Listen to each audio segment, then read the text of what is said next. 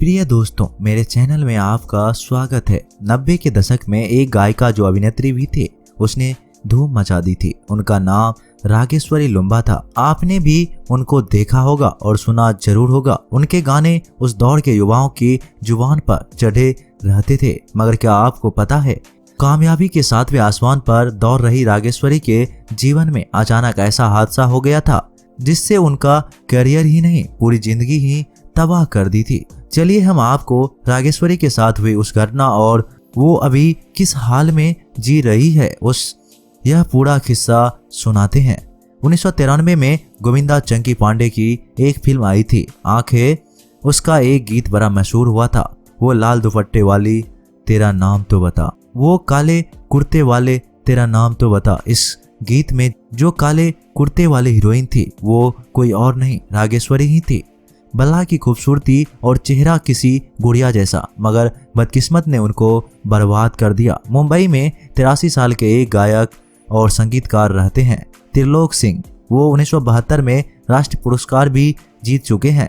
कम ही लोगों को पता होगा कि रागेश्वरी लुम्बा उनकी ही बेटी है। जी हाँ, 25 जुलाई 1977 को मुंबई में इनके घर में ही रागेश्वरी जन्मी थी। पिता संगीत से जुड़े थे तो पैदा होते ही बिटिया को राग से जोड़ दिया और नाम रख दिया रागेश्वरी।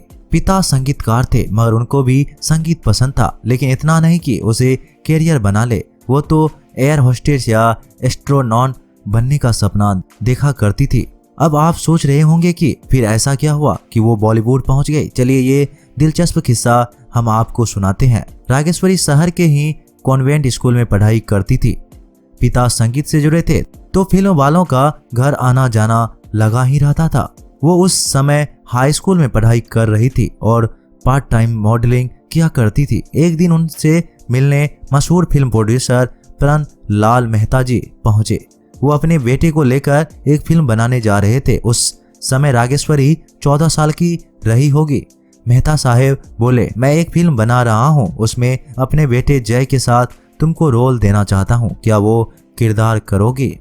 उम्र कम थी और रागेश्वरी ने कभी फिल्म में आने का नहीं सोचा था। सीधा पहुंची अपने पापा के पास तो पापा बोले, ऐसे मौके घर चलकर नहीं आते। बस पिता से ग्रीन सिग्नल मिला तो उन्होंने हाँ कर दी। फिल्म थी जिद।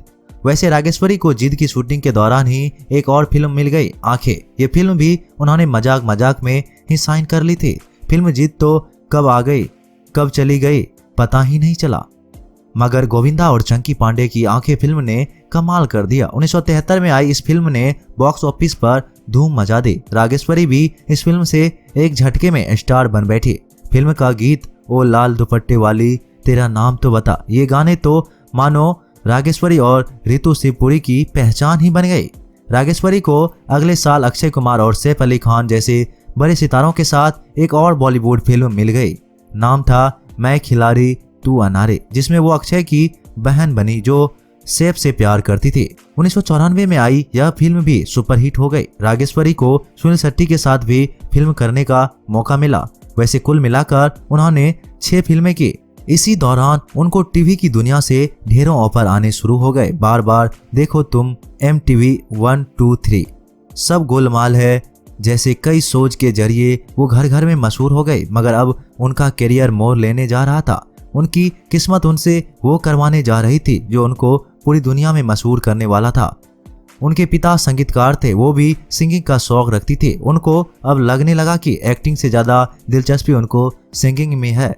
इस वजह से उन्होंने अब गायिका में कदम रखने का फैसला कर लिया। उन दिनों प्राइवेट एल्बम का जमाना था। उन्होंने भी अपना एक एल्बम निकालने का मन बनाया। 1996 की बात है। उन्होंने खुद ही गीत लिखी और म्यूजिक कंपनियों के चक्कर लगाने शुरू कर दिए। उन्होंने अपनी सारी जान पहचान का इस्तेमाल कर लिया, मगर ये क्या, वो जहां भी जाती हर तरफ से बस निराशा ही हाथ लगती।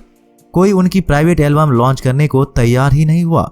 थक हार कर वो अपने भाई और पिता के पास पहुंची। भाई ऋषभ और पिता ने हौसले ही नहीं बढ़ाया, बल्कि तीनों ने फैसला कर लिया कि अपने दम पर रागेश्वरी का एल्बम बनवाएंगे और रिलीज भी करेंगे। तीनों ने जैसे तैसे पैसों का जुगाड़ किया और आखिरकार रागेश्वरी का पहला म्यूजिक एल्बम रिलीज हो गया।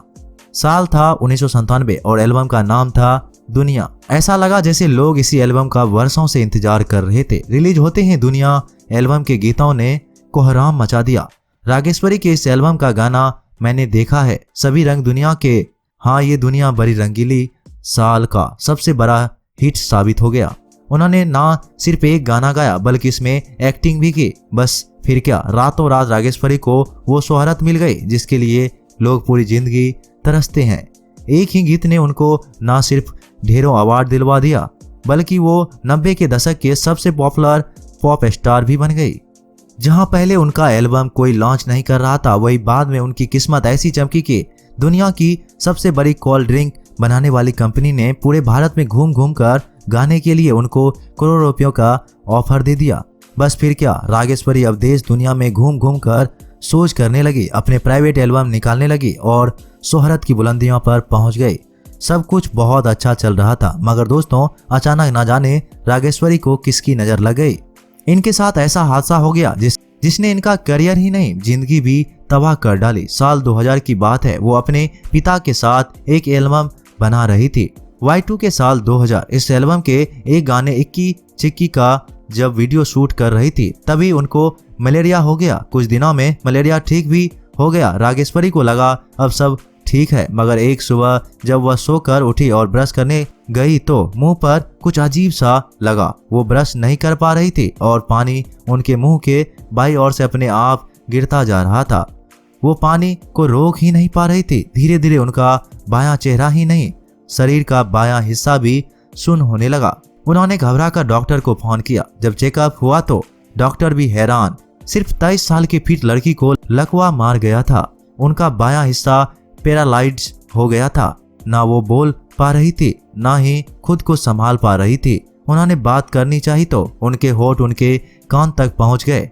डॉक्टरों ने बताया कि उनको वेल्स फेल्सी नाम की गंभीर बीमारी हो गई है जिससे उनका शरीर पैरालाइज हो गया है। खैर रामेश्वरी ने हिम्मत नहीं हारी और अपना अगला 1 साल पूरा फिजियोथेरेपी, इलेक्ट्रिक स्टिमुलेशन और योग पर रखा, जिसके चलते उन्होंने अपना शरीर को वापस ठीक कर लिया। मगर बीमारी ने एक दर्द जरूर दे दिया। वो अब कभी गा नहीं सकती थी। गायिका के रूप में मशहूर रागेश्वरी की बीमारी ने मुंह का ऐसा हाल कर दिया था कि वो कभी गाना ही नहीं गा सकती थी। उनका पीठ पर चला रहा है कैरियर एक पल में तबाह हो गया। साल भर में उनका शरीर दोबारा काम तो करने लगा मगर पूरी तरह ठीक होने में रागेश्वरी को पूरे 4 साल लगे। घर से अस्पताल के चक्रों ने उनकी जिंदगी उथल पुथल कर दी। दुनिया को उनके हाल का पता तब लगा जब कई सालों बाद वो सलमान के शो बिग बॉस में नजर आई थी। अब आप सोच रहे होंगे कि वो अब किस हाल में जी रही है। चलिए यह भी बताते हैं। हुआ ये कि वो बहुत अकेली हो गई। उम्र बढ़ती जा रही थी और उनके परिवार ने शादी करने को कहा तो रागेश्वरी ने यह जिम्मेदारी परिवार पर ही छोड़ दी। उनके पिता ने लंदन की एक वकील का रिश्ता उनको बताया। दोनों में बात हुई और साल 2012 में उन्होंने सुधांशु स्वरूप नाम के वकील से शादी कर ली। शादी के 4 साल बाद 2016 में दोनों की एक बेटी हुई जिसका नाम समाया है। रागेश्वरी अब भारत से लंदन शिफ्ट हो चुकी है। वो कभी कभार भारत भी आती रहती है। कुछ समय पहले उनके पिता को कोरोना हो गया था, तब उनकी सेवा करने वो कई दिनों तक मुंबई में ही रही थी। दोस्तों आपको रागेश्वरी कैसी लगती थी?